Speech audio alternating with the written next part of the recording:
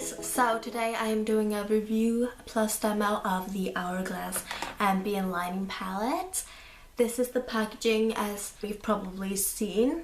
It's a really mirrorized brown sort of packaging, really reflective, and it says just Hourglass, the classic logo. In this you get 3 shades of the ambient lighting powders. I don't know how many are permanent, how many are limited edition that you can only get in this palette, but I will have that info down below. In this palette you get 3 colors. These are the 3 colors that you get: dim light, incandescent light, and radiant light, which is the darkest of the 3. Each powder is 0.116 ounces or 3.3 grams. And you get 3 times that, obviously. And they're a lot smaller than the original if you buy them individually. But this is a great chance to try out the Hourglass ambient lighting powders without splurging on just one shade that might not work for you. I think this palette will look great on many different skin tones because you do get that variety. On my skin tone, I can use them all, and I will show you a demo of how I use it. The most natural shade, dim light, I use under my eyes to set my under eye concealer, down my nose, and on the high points of my face.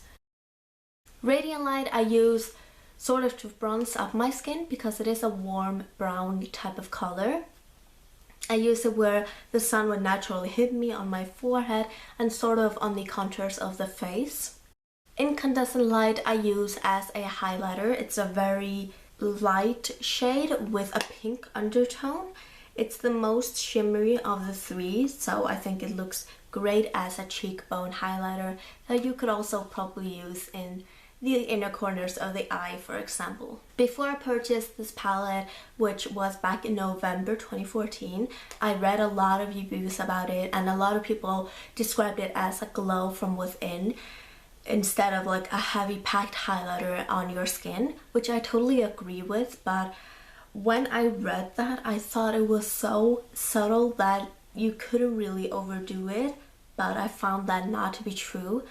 I have used it with bigger, fluffier brushes.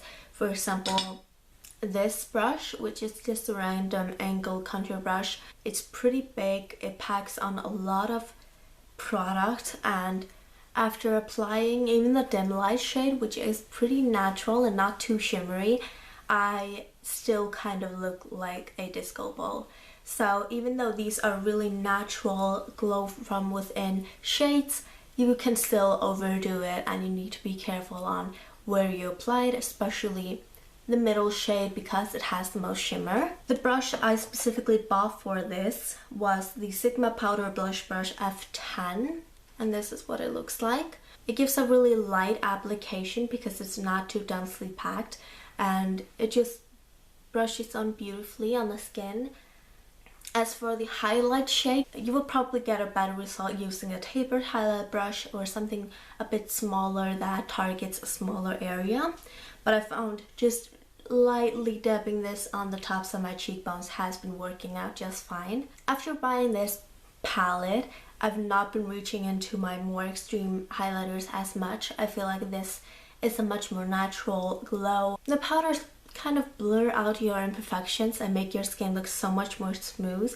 And now when I'm doing my full face of makeup, I feel incomplete without it, even though I just does a light amount right over here. I just feel like it brings everything together. It gives me a dewy look and just makes it look kind of flawless. If you don't like the whole dewy skin look and just like a targeted highlighter on the tops of your cheekbones, for example, I would stick to the more intense highlighters. I believe they work the best when they're just applied lightly. They do create a really gorgeous glow. It just looks like your skin. This product is often recommended to brides, which I would totally recommend. I feel like this is a product that is beautiful for photography. It does not have any SPF in it.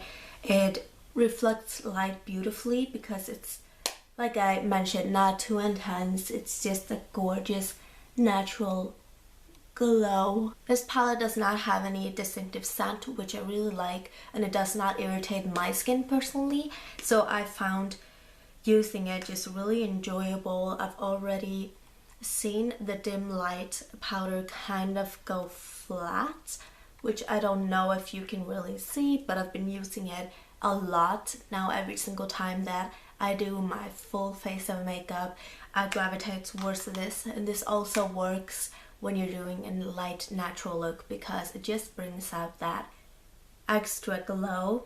I think that wraps up this whole review plus demo. I really hope that you enjoyed it. If you have any questions, please comment them down below and check the description bar because I will list other information on there. Don't forget to give this video a thumbs up, subscribe to my channel, and check out all my social media links which are linked down below. And I will talk to you in my next video. Bye!